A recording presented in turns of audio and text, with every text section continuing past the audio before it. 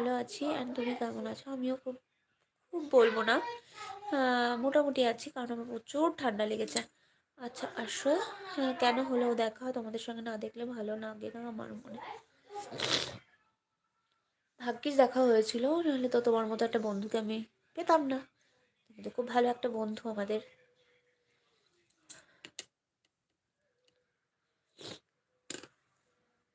প্রিয়া খুব বিড়াল ভালোবাসে বলো মানে? হ্যাঁ, ও বিড়াল, কুকুর, পাখি ভীষণ ভালোবাসে। দিদি একটা হেল্প লাগতো, কি ব্যাপারে বলতো? যদি পারি অবশ্যই চেষ্টা করবো, আর যদি না হয় কিছু মনে করবি না। কিসের হেল্প বল? যদি আমার সামর্থ্য থাকে অবশ্যই করব।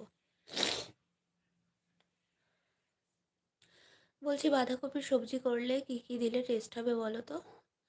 মানে বাঁধাকপি রান্না করতে চাইছো তো? বাঁধাকপি যদি রান্না করো, প্রথম থেকে ফুল রেসিপিটা বলি। বাঁধাকপিটা ভালো করে সুন্দর করে কুচিয়ে কাটবে। সুন্দর করে কুচিয়ে, বড় বড় করে কাটবে না। আর আলুগুলো বেশ ডুমো ডুমো করে কাটবে। আহ, ভালো করে ধুয়ে নেবে। তারপর আগে বাঁধাকপিটা হালকা করে ভাপিয়ে জল ফেলে নেবে। তারপরে তেল দেবে কড়াইতে। কড়াইতে তেল দেওয়ার পরে আলুগুলো ভেজে তুলে রাখবে।